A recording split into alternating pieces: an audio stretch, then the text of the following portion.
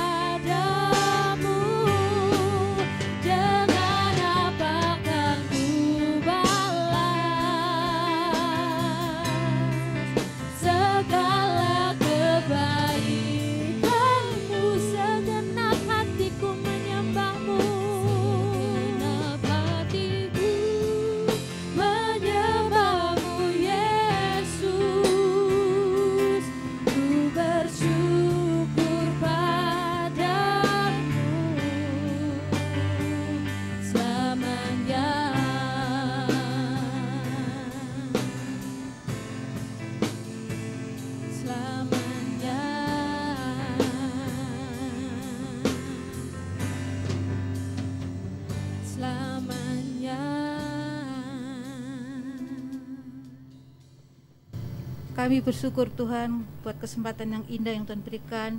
Kami boleh memperingati hari Pentakosta di mana Roh Kudus Tuhan curahkan ya Bapa. Kami mohon Tuhan Kau tuntun kami seterusnya ya Bapa, agar Roh Kudus semakin berkarya dalam hidup kami ya Bapa, sehingga hanya nama-Mu yang boleh ditinggikan dan dimasyhurkan. Terima kasih Tuhan Yesus, terima kasih Tuhan. Sebentar kami rindu untuk dibentuk, iman kami boleh dikuatkan ya Bapa. Kami mohon Kau kuduskan seantero kehidupan kami Bapa, agar kami layak untuk menerima berkat firman-Mu ya Bapa. Kami percaya Roh Kudus urapan dari surga turun atas hamba-Mu yang mendisalurkan firman siang hari ini ya Bapa. Terima kasih Tuhan Yesus, terima kasih Tuhan. Kami siap untuk menerima berkat firman-Mu. Di dalam nama Yesus Kristus kami mengucap syukur dan berdoa. Haleluya. Amin. Amin. Silakan duduk saudara. Terima kasih Bu Retno untuk doanya. Selamat siang saudara-saudara dan selamat merayakan hari Pentakosta. Arti Pentakosta itu 50. Apa maksudnya 50 di sini? Berangkat dari peristiwa Paskah ke hari raya Pentakosta. Orang Yahudi itu merayakannya setelah 50 hari dari peristiwa Paskah. Pentakosta itu sebelum ada Kristen sudah ada raya Pentakosta. Orang Yahudi merayakan suatu hari panenan. Ya. Setelah lewat 40 tahun di perjalanan padang gurun, mereka tidak bisa bercocok tanam. Tapi waktu masuk ke negeri perjanjian yang firman Tuhan katakan, negeri itu subur. Ya. Kamu dapat bercocok tanam dan kamu akan nikmati berkat susu, madu, dan seterusnya. Nah, ketika mereka masuk di situ, mereka berkebun, bercocok tanam, dan betul-betul Tuhan memberkati. Ya, makanya kalau Tuhan perintahkan kita kerja, ya kita kerja. Tuhan memberkati. Nah, jadi kita coba belajar dalam hidup ini. Hidup ini nyata. Hal-hal yang berkaitan dengan firman itu dalam pikiran duniawi seolah-olah terlalu abstrak. Tapi faktanya langit dia bertanggung jawab atas bumi ini. Makanya saudara yang dikasih Tuhan, 40 tahun orang Israel dalam perjalanan tidak bisa bekerja, tidak bisa bercocok tanam. Tapi Tuhan pelihara. Makanya saya berkeyakinan, kalau untuk urusan makan itu sebetulnya Tuhan yang bertanggung jawab untuk hidup di bawah kolong langit ini. Tapi Tuhan minta kesempatan yang ada kita terus berjalan maju, karena perjalanan hidup nggak berhenti di sini, masih lanjut. Setelah tubuh kita serahkan, ya, saya tidak berdaya lagi. Nah, kita akan masuk lagi perjalanan panjang. Nah, bekalnya perlu kita kumpulkan di sini. Bagaimana hidup di sini terpelihara oleh Tuhan? Yang penting kita mau kerja. Rezeki yang ngasih siapa? Tolong saudara jawab. Yang kasih rezeki itu Tuhan. Bukan susah payahmu. Yang penting usia sekolah yang baik. Usia kerja, masuk dunia kerja yang tanggung jawab. Dengan mau dituntun Tuhan. Saya yakin Tuhan yang akan kirim rezeki. Besarannya rezeki, itu masing-masing orang sudah diukur oleh Tuhan. Ya. Dan juga berkait dengan kapasitas. Ya, wadah yang disediakan hidup. Nah, gede kecilnya wadah itu juga tergantung bagaimana orang itu mau berlatih diri.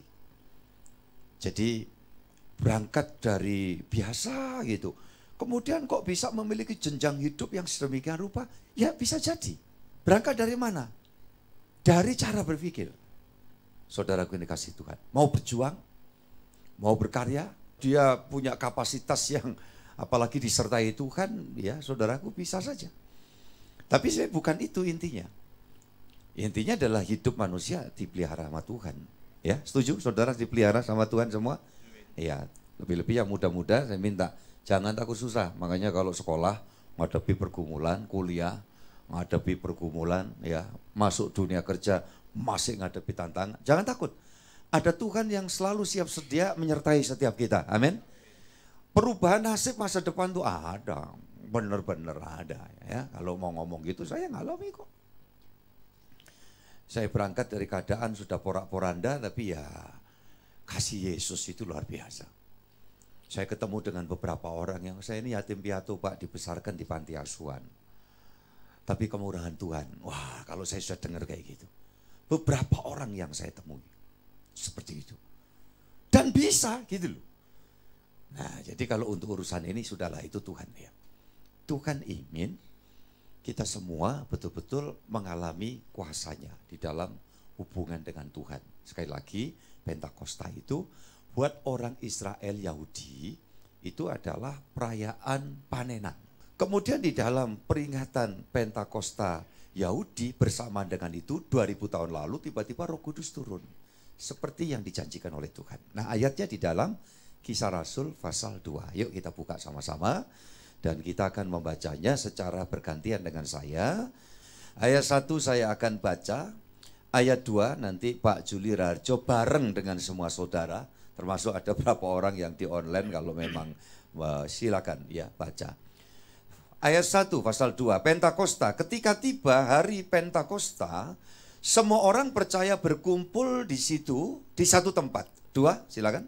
Tiba-tiba turunlah dari langit suatu bunyi seperti tiupan angin keras yang memenuhi seluruh rumah di mana mereka duduk. Dan tampaklah kepada mereka lidah-lidah seperti nyala api yang bertebaran dan hinggap pada mereka masing-masing. Ayat 4. Maka penuhlah mereka dengan Roh Kudus, lalu mereka mulai berkata-kata dalam bahasa-bahasa lain, seperti yang diberikan oleh Roh itu kepada mereka untuk mengatakannya. Saya lanjut ayat 5. Waktu itu di Yerusalem diam orang-orang Yahudi yang saleh dari segala bangsa di bawah kolong langit. 6. Ketika turun bunyi itu, berkerumunkah orang banyak. Mereka bingung karena mereka masing-masing mendengar rasul-rasul itu berkata-kata dalam bahasa mereka sendiri. Mereka semua tercengang-cengang dan heran, lalu berkata, bukankah mereka semua yang berkata-kata itu orang Galilea? 8.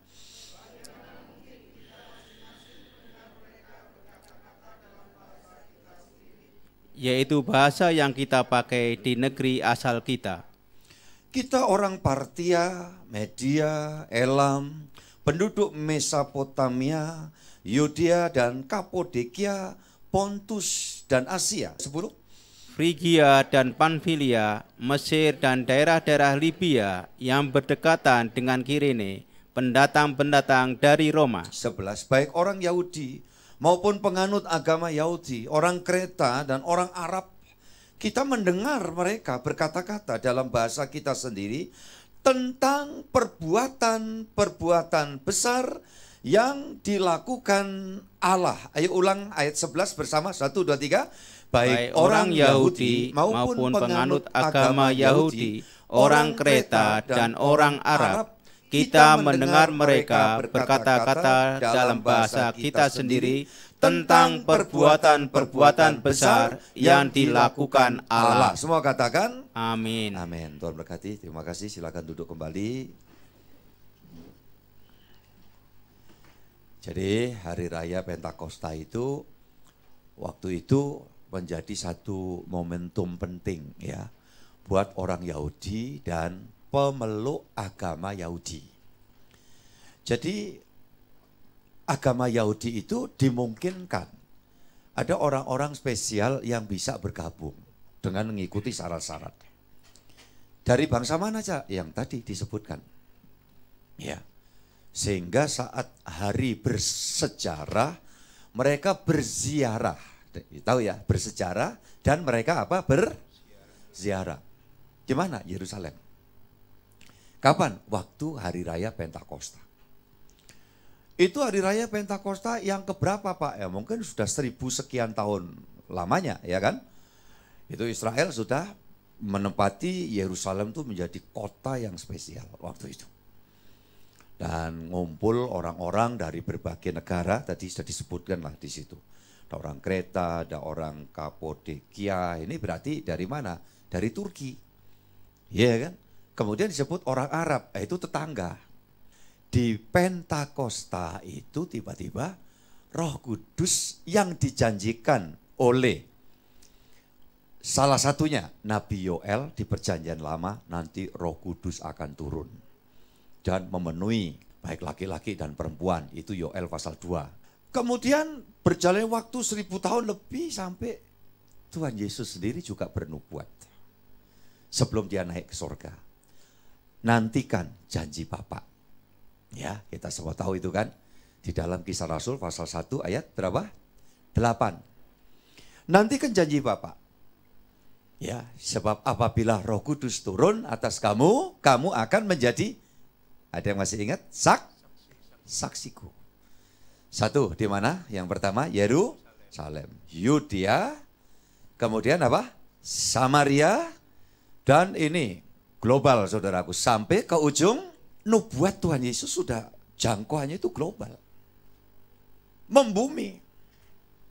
Nah kalau ngomong membumi berarti itu sudah lintas suku bangsa, lintas budaya. Nah, kenapa ini saya perlu jelaskan buat kita semua gini loh. Di dalam prinsip agama Yahudi, itu mereka berpikir yang terpilih, yang paling berkenan itu ya cuma satu bangsa ini. Bangsa apa ya? Yahudi. Sulit.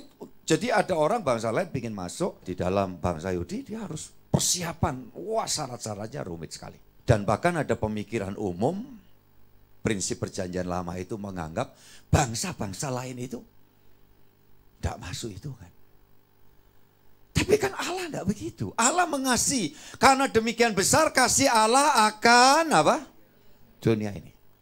Sehingga dikaruniakan, dikorbankan putra tunggalnya, Sang Firman. Firman yang keluar dari Allah itu. Dalam wujud Yesus. Supaya barang siapa percaya dan menerima dia, diberi kuasa untuk menjadi anak-anak Allah. Itu pasal 1 ayat yang ke-12. Kalau pasal 3 ayat yang ke-16, ya, supaya barang siapa percaya kepada Dia tidak binasa melainkan beroleh hidup yang kekal. Jadi Tuhan pengen apa? Semua bangsa diselamatkan. Makanya di sini yang pertama-tama ada satu pertandaan yang dapat divisualkan, diperdengarkan, bahwa tiba-tiba murid-murid rasul-rasul Yesus yang notabene orang biasa-biasa, orang pinggiran, ya Galilea, kerjaannya sebagian besar adalah para nelayan. Murid-murid kan diketahui latar belakangnya kerjaannya nelayan sebagian itu. Tapi membuat kehebohan luar biasa. Kenapa? Lah ini orang kan taunya ya bahasa lokalnya dia sendiri. Waktu Roh Kudus turun, tahu-tahu apa? Mereka ini, murid-murid, rasul-rasul yang beriman, yang penuh Roh Kudus ini, tiba-tiba menyampaikan pesan-pesan, message yang isinya itu adalah, ya isinya berbicara tentang pekerjaan-pekerjaan Allah yang ajaib. Dengan menggunakan bahasa yang macam-macam. Jadi umpamanya ya, Petrus tahu-tahu pakai bahasa Arab. Ya. Kemudian murid yang lain si Andreas siapa pakai bahasanya Kapodekia. Kaum sultan ini ya. Yang dikasih Tuhan ya. Murid-murid yang lain pakai bahasa yang lain. Semua orang pengguna bahasa ibu itu tadi ya heran ini. Tapi yang penting saudara, intinya di sini, coba ayat 11 ya saya rilis.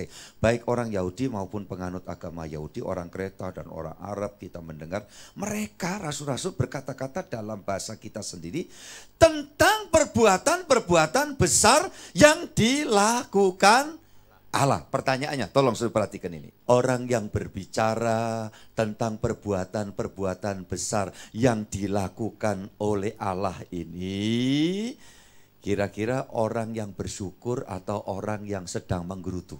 Tolong saudara. Bersyukur. Orang yang menggerutu, yang hatinya di sini penuh dengan ketidakpuasan, ketidakbahagiaan, hidup dalam himpitan persoalan, kira-kira bisa enggak menyampaikan Tuhan itu ajaib, luar biasa? Gak bisa. Jadi kalau orang tanya, Pak, pekerjaan Roh Kudus ini yang paling otentik, spesifik apa? Menjamah manusia beriman dari kedalaman hatinya, dijamah oleh Tuhan. Sebab orang dapat bersyukur itu karena puas. Orang bisa memiliki hidup rasa puas itu saudara tidak selalu ditentukan oleh keadaan di luarnya, tetapi di sini. Bisa enggak orang tuh kalau lihat cukup segala sesuatu, kelimpahan, mapan, tapi di sininya enggak pernah ada puas-puasnya. Ada enggak saudara? Atau pernah ngalami saudara-saudara? Mesti di sini. Begitu di sini dijamah Tuhan. Oh, makmur itu bukan fasilitas. Makmur itu di sini, dari dalam. Ada orang, semua ada. Pekerjaan mapan. Tapi enggak merasa makmur dari dalam. Jadi kalau orang dalamnya itu masih enggak beres, susah. Kalau dari dalamnya enggak beres, keluar dari kata-kata, pasti bukan tentang perbuatan-perbuatan besar yang dilakukan Allah. Makanya kalau kita mengalami tebusan Tuhan, ya betul-betul mengalami pekerjaan Roh Kudus, saudara punya kerinduan untuk ibadah kayak gini. Saudara kita lihat anak cucu kita tadi mempersembahkan pujian, senang, ya kan? Polos. Tapi gitu buat orang yang gak makmur hatinya, komentarnya lain. Kalau yang makmur hatinya dijamah Roh Kudus dalam hidupnya, mesti berkata, "Duh, cek lucu nerek, putu-putu-putune sopo ya, anak sopo ya," kan gitu, ya kan? Tapi kalau yang hatinya gak makmur, komentarnya gak gitu, saudara. Komentarnya apa kira-kira? "Duh, anak itu sebelah nyanyi ini, ya duh lucunya, semangatnya," gitu. Sebelah jawabnya gini, "Iya, sik durung ngerti umete susur. Arek sak mono-mono iku pokoknya ana sego mateng apa?" sorak hore gitu loh. Itu orang tidak makmur di sini. Tidak punya visi ilahi. Tidak menghargai itu generasi khusus yang sedang dipersiapkan Tuhan. Ingat loh, ini anak-anak ini yang masih ya culun trondolo gitu ya. Itu bahasa kuno saya gitu. Ya. Siapa tahu nanti itu diantaranya yang sedang dipersiapkan Tuhan menjadi orang-orang penting di negeri ini. Bahkan di dunia, saudaraku. Amin. Saya punya visi ke sana dong. Kalau sebelahnya itu putune sopo bangga. Putuku itu. Oh iya toh, iya putuku pokok dino-dino memuji Allah. Situ yang ngomong, pasti ada yang dicontoh. Sopo nek dudu aku. Tuh ya kan enggak apa-apa tuh. Enggak apa-apa, itu contohnya bagus kok, iya kan? Nah, coba nek baik, wong tuane, orang tuanya itu di rumah itu maki-maki aja itu. Anak itu juga ikut-ikutan. Ya, saudaraku ini kasih contoh. Tapi kalau itu tadi lo kisah yang saya buat itu. Contoh. Nah itu perlu jamaah, saudara-saudara. Ya.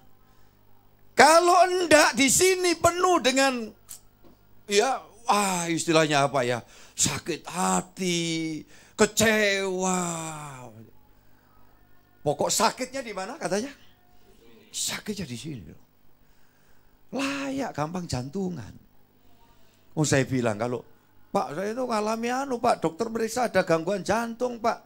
Gak usah dipikir, dokter kasih obat minum aja. Selebihnya minta Tuhan jamah bersama Yesus sembuh. Penyakit apa aja itu ada obatnya kok. Yesus sanggup menolong. Kalau kita masih ditugasi di sini, saudaraku. Iya kan? Jangan bikin sakitnya di sini. Apa itu? Merongkol. Berapa, saudaraku?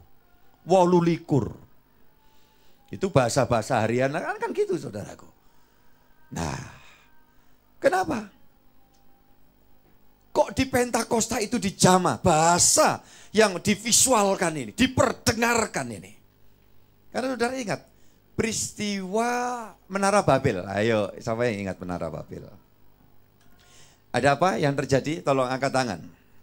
Dikacaukan bahasanya. Sehingga satu sama lain tidak ngerti. Siapa ngomong apa, tidak nangkep. Jengkel nggak sampean kira-kira? Nek ngomong baik. Ya, orang yang ngomongnya nggak jelas. Ketemu ya keluarga mungkin pernah ngerawat. Kita lagi gangguan stroke gitu. Terus sulit ngomong. Saudara suruh dengar 1 jam, 1,5 jam. Ya, nggak ngerti. Saudara jengkel. Saya mau tanya, yang ngajak ngomong, yang terganggu si pasien ini jengkel nggak dia?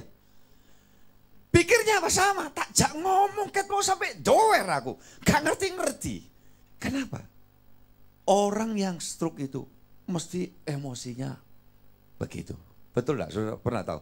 Siapa? Saudara, saya butuh peneguhan. Yang pernah berkunjung atau ngerawat saudara kita yang gangguan stroke. Orang yang terganggu bicara, jengkel. Orang yang hatinya jengkel, yang keluar ini syukur atau persungutan, saudara. Persungutan. Itu sebabnya Roh Kudus menjamah. Di dalam peristiwa Kisah Rasul pasal 2 ayat 1 sampai ayat yang ke-11 tadi, itu oleh orang tertentu rekan sekerja saya, hamba Tuhan, ada yang menafsirkan inilah bahasa lidah, bahasa roh, glosolali. Yang sebetulnya bukan. Bahasa-bahasa lain itu adalah bahasa yang bisa dimengerti. Bahasa roh itu nanti masuk salah satu dari 9 karunia Roh Kudus, saya sudah jelaskan. Sehingga orang tidak mengerti bahasanya itu karena itu adalah bahasa ya secara pribadi antara kita dengan Tuhan.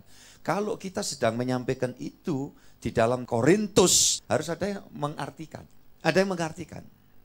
Ya. Itu ada Pak? Ada. Wong Alkitab bilang kok. Perkara ada yang dikarunia itu atau yang lain dapat karunia yang berbeda, ya terserah Tuhan. Boleh minta Pak? Boleh, kenapa enggak? Makanya di dalam doa hari pertama sampai kemarin 9 hari, salah satu hari saya juga sedang berbicara tentang bagaimana pentingnya dikuasai Roh Kudus. Penuh Roh Kudus itu kerelaan Allah. Semua gereja Tuhan. Saya yakin di sini. Penuh Roh Kudus. Nah, ada gereja tertentu yang doktrinnya itu kalau belum berbahasa roh itu belum penuh Roh Kudus. Ya sudah lah ya, kita tidak usah debat, silakan aja, wong itu kan tafsir. Iya. Padahal Alkitab beritahu banyak dasar ayatnya. Tuhan memberikan rohnya kepada kita. Itu kerelaan dia. Tapi begitu orang bisa gereja dikuasai Roh Kudus, itu terkait dengan kerelaan kita. Dikuasai sama dengan dituntun, dibimbing, diarahkan, dikomandoi dalam perjalanannya. Nah itu saudara-saudara yang dikasih Tuhan. Ya. Sekarang ini Tuhan memenuhi para rasul untuk apa?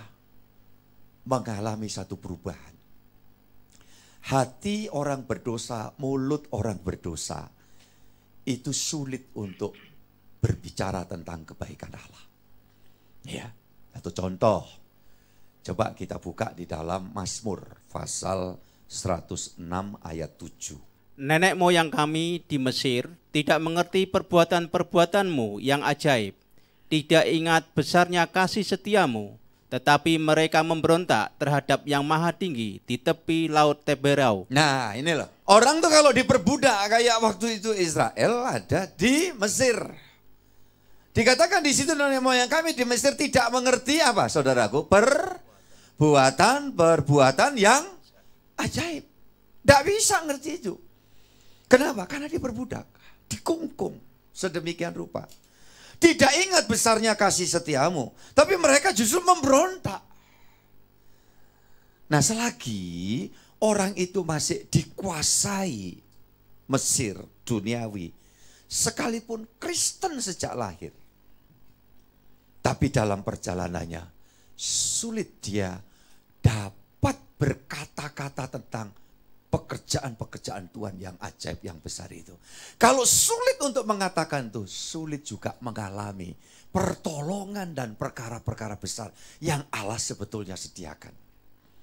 Saudaraku, kalau sudah tidak ngerti, tidak bisa mengalami, tidak mungkin dia mengatakan tentang Allah itu ajaib. Pak Yu, pripun kabare gitu ya. Ya kurang baik sih tapi puji Tuhan. Saya dengar baru sakit. Iya ini masih proses pemulihan. Tapi saya yakin kalau Tuhan belum nugasi saya ke sorga, pasti Tuhan nanti kasih sembuh saya. Selalu ada apa? Harapan, keyakinan. Sehingga kalimat kata itu apa? Terus bercerita tentang keajaiban Tuhan. Makanya saudara, bagaimana Israel itu nanti bisa memuliakan Allah, harus dikeluarkan dulu dari perbudakan. Nah, bagaimana kita bisa memuliakan Tuhan? Harus dijamah, dikuasai, dituntun Roh Kudus, ditarik keluar dari perbudakan keduniawian. Makanya kalau Kristen itu masih, ya Kristennya masih KTP. Loh apa Pak KTP? Kristen KTP itu K, Kristen, ya, T itu tanpa, P itu pertobatan. Jadi apa? Kristen tanpa. Loh kok gitu Pak? Iya, sibuk terus. Ya, orientasinya dunia. Ayo gereja, terserah aku. Ya, baca Alkitab. Alah, aku baca ke dhisik. Dalam kesulitan gini mbok doa. Nek enggak kerja, yo enggak entuk duit. Betul enggak kira-kira? Orientasinya itu hal dunia. Sakit, ayo kita doa yuk. Kita sambil introspeksi diri, ada dosanya. Halah, sakit ya yang dokter. Nah dokter gak iso, dukun. Libatkan Tuhan di dalam segala perkara. Saudaraku dikasih Tuhan. Kalau bukan Tuhan, kita kerja usaha sedemikian rupa. Tidak bisa nikmati. Alkitab kasih tahu. Ada orang yang dikasih kekayaan tapi tidak dapat kasih karunia untuk menikmati kekayaan. Sehingga dikatakan ada orang yang bersusah payah mengumpulkan kekayaan hartanya. Tetapi pada waktunya itu akan diserahkan kepada orang yang mengasihi Allah. Sedang orang yang sibuk bersusah payah tadi tidak bisa nikmati apa-apa. Apa artinya? Kalau bukan Tuhan yang membangun, kamu tidak bisa mengalami sesuatu seperti keidealan yang kau pikirkan. Kalau bukan Tuhan, tidak mungkin. Kenapa bisa gitu, Pak? Inilah pekerjaan Roh Kudus. Berarti saudara dan saya sudah keluar dari Mesir. Ayat selanjutnya, Pak Juli Raja. Yuk kita baca. 106 tadi, ayat yang ke-8 sampai 12. Namun diselamatkannya mereka oleh karena namanya, untuk memperkenalkan keperkasaannya. Dihardiknya laut Teberau sehingga kering. Dibawanya mereka berjalan melalui samudera raya seperti melalui padang gurun. Demikian diselamatkannya mereka dari tangan pembenci. Ditebusnya mereka dari tangan musuh. Air menutupi para lawan mereka. Seorang pun daripada mereka tiada tinggal. Ketika itu percayalah mereka kepada segala firman-Nya. Mereka menyanyikan puji-pujian kepadanya. Kita lihat ayat yang ke-12 itu. Ketika itu percayalah mereka kepada segala firman-Nya. Ya, baca bareng kalimat berikutnya. Mereka menyanyikan apa? Puji-pujian kepadanya. Nyanyimu, nyanyiku itu betul-betul merasuk dari hati kita untuk memuliakan Tuhan dalam ibadah. Kalau apa? Sudah keluar. Ya, dari apa? Ketakutan. Sebagai budak itu takut. Coba saya contohkan. Murid-murid itu sebelum mengalami Pentakosta kepenuhan Roh Kudus, ketika Yesus dinyatakan mati, dan bahkan sudah ada yang bercerita Yesus sudah bangkit, tapi mereka masuk bersama dalam satu rumah, dan rumah itu pintunya diapakan, saudaraku? Dikunci semua. Karena apa? Tolong saudara jawab. Karena takut. Tapi begitu roh Pentakosta, Roh Kudus itu memenuhi mereka, lain. Coba kita lihat Kisah Rasul pasal yang kedua, lanjutannya tadi, ayat 14. Maka bangkitlah Petrus berdiri dengan ke-11 rasul itu, dan dengan suara nyaring ia berkata kepada mereka, "Hai kamu orang Yahudi dan kamu semua yang tinggal di Yerusalem, ketahuilah dan camkanlah perkataanku ini." Begitu Roh Kudus memenuhi Petrus, yang terjadi apa? Bangkit berdiri dan meneriakkan dengan suara apa? Lirih, bisik-bisik. Dengan suara nyaring. Orang kalau menggerutu suaranya nyaring atau urip kok kayak gini. Nyaring apa enggak, saudaraku? Kalau menggerutu enggak. Mewartakan pekerjaan-pekerjaan besar dari Allah sesembahnya. Makanya orang Kristen, anak Tuhan, gereja itu ya, kalau betul-betul sudah keluar dari ketakutan di Mesir, hidup itu enteng. Jadi orang itu kadang dengar gitu besar-besarkan masalah gitu. Jadi saudara-saudara, kalau di sini ada syukur lain, Tuhan baik. Halah wong mau ngono ae. Umpama besok-besok bensin naik. Iya kan? Kita ngomongnya apa? Dulu aku enggak punya apa-apa. Sekarang punya motor, ada mobil. Masa kalau Tuhan kasih mobil, kasih motor, enggak ngasih bahan bakarnya? Gitu ya. Ya, saudara-saudara dikasih Tuhan, enteng kan? Nek sampean punya bensin, belum punya sepeda motor, lah itu masalah. Nek enggak masalah, gaya-gaya masalah, jadi masalah nanti. Lu iya kan, kalau punya motor terus ono bensinnya, luwih gampang timbangannya duwe bensin gak duwe motor atau mobil. Kisah Rasul pasal 16 ayat 24 sampai 26. Camkan ya, kata-kata saya itu memang kadang guyonan itu, tetapi coba itulah realita. Kalau kita tidak latihan dari perkara-perkara yang sederhana dalam kehidupan ini, kita sulit untuk bisa tumbuh dalam kekristenan yang sebenarnya. 16 ayat 24 sampai 26. Ada hamba-hamba Tuhan yang karena kesetiaannya kepada Tuhan masuk penjara. Apa yang dilakukan di dalam penjara? Ini kita dengar. Sesuai dengan perintah itu, kepala penjara memasukkan mereka ke ruang penjara yang paling tengah dan membelenggu kaki mereka dalam pasungan yang kuat. Tetapi kira-kira tengah malam, Paulus dan Silas berdoa dan menyanyikan puji-pujian kepada Allah, dan orang hukuman lain mendengarkan mereka. Akan tetapi terjadilah gempa bumi yang hebat, sehingga sendi-sendi penjara itu goyah, dan seketika itu juga terbukalah semua pintu, dan terlepaslah belenggu mereka semua. Ini peristiwa nyata, kita semua tahu. Tapi ini juga mempunyai satu arti. bahwa Tuhan tuh mengendaki agar setiap kita itu betul-betul belajar hidup dalam keadaan apapun. Kalau hati kita ini sudah dijamah Tuhan, Roh Kudus pimpin kita, tetap mengucap syukur, memuliakan Allah, tidak menggerutu. Tapi apa yang dilakukan? Nyanyi. Makanya kalau sampean kurang sehat, sakit, apa kadang malas, apa, coba nyanyi, rengeng-rengeng, haleluya Tuhan, terima kasih Tuhan. Dikasih obat, minum obat. Terus bangun gairah, semangat. Nah, saya berkat doa, saudara-saudara semua, 10 hari terus ya, saya diutus Tuhan bersama tim semua, dikasih kekuatan sama Tuhan. Dan saya yakin ke depan juga. Jadi di sini yang penting.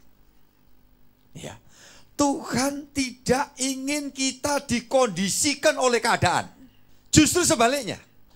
Gereja yang penuh Roh Kudus itu, saudaraku yang dikasih Tuhan, berbalik arah. Kita yang harus mengkondisikan keadaan.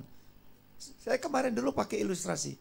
Jadilah termostat, bukan termometer. Kalau termometer itu ngikuti suhu. Panas ikut panas. Ya dingin turun. Tapi kalau termostat tidak. Jadi bukan kita manut, dikondisikan, tidak boleh. Di dalam penjara pun aku tahu Tuhan ada. Di tengah kesulitan, saudara lagi bergumul. Ngadapi masalah yang rumit, pelik. Namanya hidup kok, iya kan? Kadang-kadang kan kita ngalami itu. Tidak ada hujan, tidak ada panas Pak. Iya berarti nanggung itu. Kan itu kan, nggak ada hujan, nggak ada panas. Tiba-tiba gitu. Saudara-saudara dikasih Tuhan. Saudara dan saya mesti tahu itu. Perjalanan ke depan itu tidak selalu selamanya itu lancar mulus. Kadang Tuhan izinkan begitu, tapi tolong diingat di sini.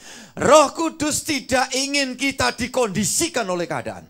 Roh Kudus yang di dalam kita minta kita di tengah keadaan ya yang bagaimana, saudaraku ini kasih Tuhan, kita balik nyanyi aja. Tuhan, aku tahu Engkau tidak pernah tinggalkan aku. Engkau pasti berkenan campur tangan. Yang percaya katakan amin, saudaraku.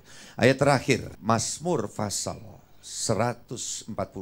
Kekuatan perbuatan-perbuatanmu yang dahsyat akan diumumkan mereka, dan kebesaranmu hendak kuceritakan. Coba kita buka baca bareng ya, saudaraku yang kasih Tuhan. Kekuatan perbuatan-perbuatanmu yang apa? Dahsyat akan diumumkan mereka. Siapa? Gereja Tuhan. Ya. Dan kebesaranmu hendak apa, saudaraku? Iya, jadi cerita itu jangan cerita kesulitan, penderitaan, sambat terus. Sulit saudara akan mengalami pertolongan Tuhan. Bener loh. Ada orang kebiasaan itu cuma cerita kesulitan, penderitaan. Orang tuh yang hidupnya punya kebiasaan terus bergantung pertolongan orang lain. Sulit untuk maju. Sorry, saya harus ngomong itu. Sulit untuk bisa jadi pemimpin, saudaraku. Jadi pemimpin keluarga pun dia sulit untuk memiliki ya leadership, kepemimpinan yang bagus. Kenapa? Ini harus diubah. Tidak jarang kadang-kadang kita menjumpai ada di dalam keluarga itu yang ibu rumah tangganya yang mumpuni. Ya, dalam banyak hal ya dia harus berinisiatif, menjadi inisiator dalam menentukan satu langkah tertentu. Ya sampai ada julukan negatif ya kadang-kadang, wah terlalu dominan. Kenapa? Kadang-kadang nggak sabar nunggu yang seharusnya menjadi pemimpin keluarga, imam itu cara berpikirnya rada terlambat. Ya saudaraku dikasih Tuhan, mungkin kebiasaan dari awal. Ya, tidak mau berangkat maju, aku mau menjadi sesuatu yang bermanfaat. Paling tidak begitu. Kalau itu sudah dilatih betul. Kesulitan, masalah, tantangan. Nah masalah, kadang-kadang ada orang di tengah keluarga. Dia termasuk urutan yang paling muda. Tapi tiap kali keluarga mengharapkan orang itu. Kenapa? Nah karena tipikalnya. Tipikalnya orang yang dia memang punya kerinduan, punya cita-cita, punya angan-angan, punya mimpi. Menjadi orang yang bisa melakukan sesuatu bagi orang lain. Tapi ada yang tipe yang sebaliknya. Sehingga kemudian nanti dalam keberlanjutannya banyak terlambat. Sulit mengambil keputusan. Saudaraku karena maaf ya saudaraku. Dan Kalau memang ada gitu, yuk kita sama-sama berubah dah. Memang kita punya kelemahan, kekurangannya masing-masing. Kalau orang di statusnya selalu mengungkapkan hal-hal yang beratnya hidup, kekecewaan apa, ini tipikal salah satu orang yang dia berharap dikasihani. Nah, orang yang berharap dikasihani sulit untuk dia bisa maju. Kalau saudara dan saya berharap dikasihani, boleh, tapi minta dikasihani siapa? Tolong jawab saudaraku. Tuhan. Kalau sama orang, jangan. Tuhan kasih peringatan, terkutuklah orang yang mengandalkan apa? Manusia. Biarlah izinkan Roh Kudus berkarya di dalam hidupmu, dan engkau akan menjadi pewarta tentang kebesaran Tuhan. Pak, tapi kan faktanya masih sulit, Pak. Faktanya masih kami dalam pergumulan. Saya mau katakan, coba balik. Jangan mau dikondisikan, tapi balik engkau yang mengkondisikan.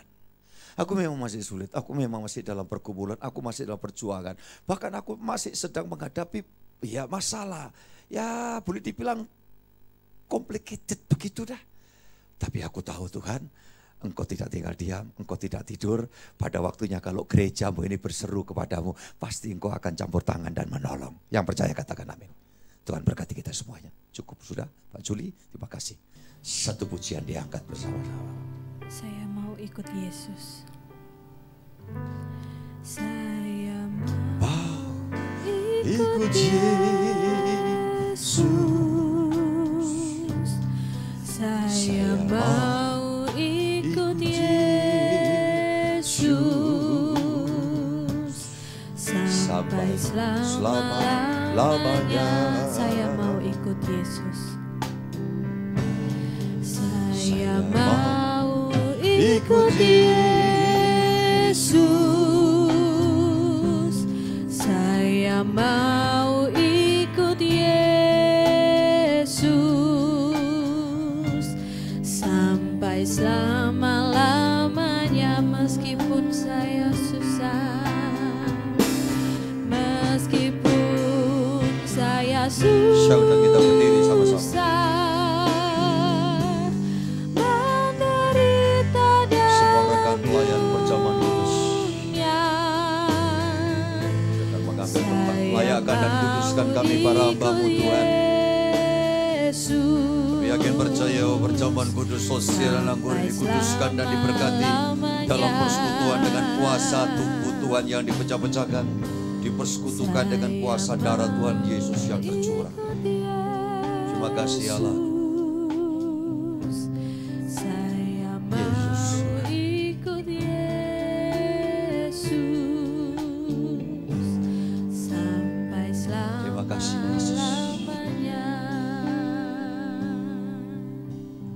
Sekarang kami akan bagikan perjamuan kudus ini bagi segenap umat-Mu Tuhan.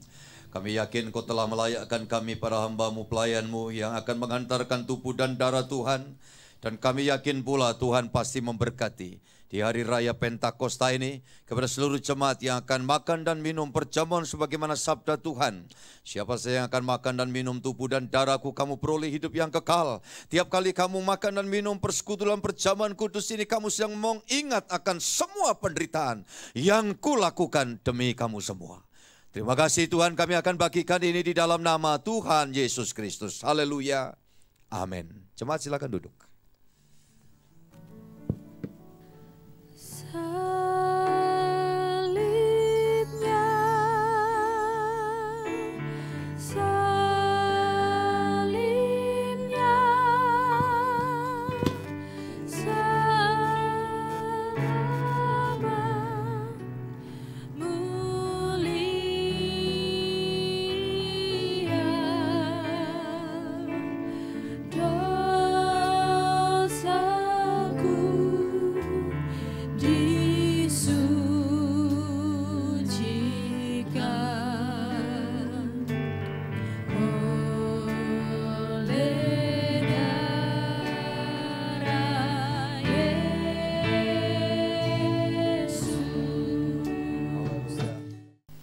Saudara semua berdoa secara pribadi, persiapkan hidup saudara untuk terima berkat Tuhan hari ini. Kalau ada di antara saudara yang merasa saya sedang ada masalah, saya ada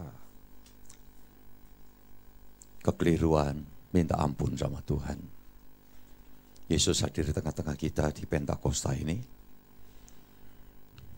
berharap agar setiap saudara menikmati kebahagiaan, kuasa yang dari Tuhan yang menyertaimu.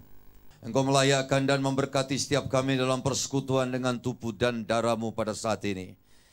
Demikian sabda Tuhan, dan ketika mereka sedang makan, Yesus mengambil roti, mengucap berkat, memecah-mecahkannya lalu memberikannya kepada murid-muridnya dan berkata, ambillah, makanlah, inilah tubuhku. Bukan yang kita angkat ini, dipersekutukan dengan kuasa tubuh Tuhan Yesus. Mari kita memakannya bersama dengan iman kepada Tuhan Yesus Kristus.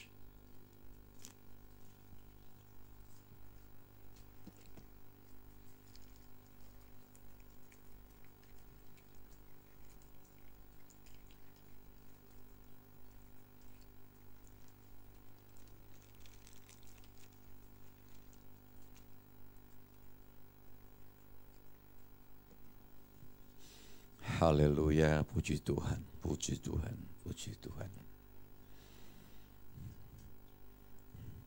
Kami mengangkat cawan berkat ini dengan penuh syukur, karena kami sadar dahulunya kami membawa cawan yang berisi murka Allah.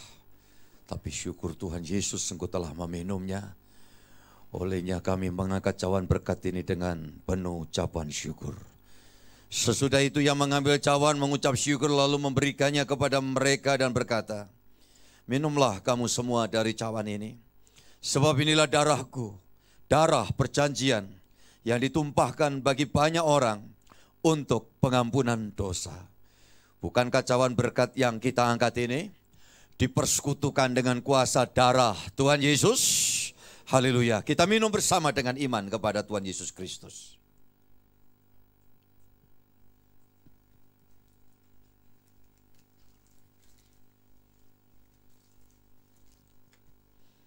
Tuhan, terima kasih. Kami percaya Hari Raya Pentakosta ini menjadi pesta rohani yang besar buat setiap kami. Sehingga kelanjutan perjalanan kami sebagai gereja Tuhan akan menjadi gereja yang sudah pindah dari Mesir dan berada di tempat yaitu perhentian. Untuk kami dapat memuliakan Engkau dan mewartakan perkara-perkara besar Tuhan. Karena faktanya memang demikian. Keadaan dunia ini boleh silih berganti. Namun yang kami tahu jika Tuhan menyertai kami, kami pasti dimampukan melewati semuanya. Oleh setiap pribadi, rumah tangga, keluarga, semua dalam naungan Tuhan kami serahkan. Suami istri dengan anak-anaknya, mendoakan anak-anaknya kiranya Tuhan campur tangan, Tuhan mendengar mereka. Dan rumah tangga hidup nikah dicurai anggur manis dari sorga. Pulihkan Tuhan setiap rumah tangga yang mungkin dalam suasana dingin. Jamah mereka. Dan demikian anak-anak kami dengan doanya yang berkait dengan studi mereka, dengan masa depan mereka, bahkan dengan pasangan hidup yang mereka dambakan. Kiranya Tuhan, Engkau Allah yang hidup pasti campur tangan semuanya. Engkau pasti ya Tuhan menuntun anak-anak kami di dalam kemurahan-Mu. Terima kasih Tuhan untuk saat ini, bahkan kami yakin Tuhan campur tangan untuk setiap pekerjaan, usaha yang anak-anak-Mu lakukan, kerjakan, kedinasan. Semua dilakukan dengan tulus, dengan gairah, dengan semangat.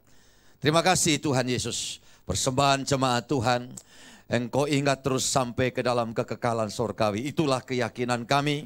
Dan kami yakin semua proyek dalam pelayanan pekerjaan ladang Tuhan ini pasti Tuhan berkati. Pembangunan tempat ibadah ini Tuhan pasti memberkati. Dan pada akhirnya Tuhan kami bersama mengangkat tangan. Menjadi pensyafaat untuk negara dan bangsa kami. Tuhan berkati Indonesia. Berkati negara kami aman tentram, bangsa kami rukun damai sejahtera. Sehingga kami boleh saling bahu-membahu, saling menghormati satu dengan yang lain.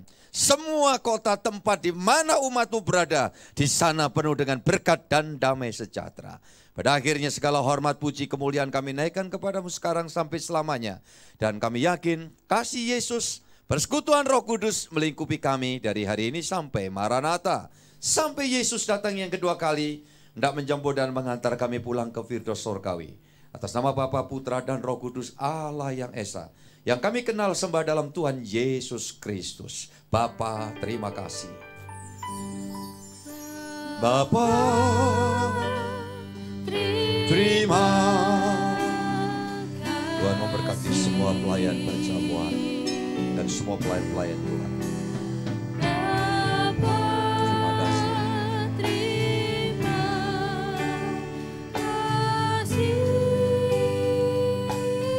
Amin, amin Tuhan.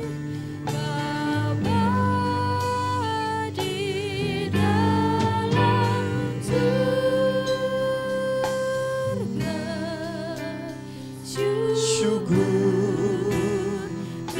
terima kasih.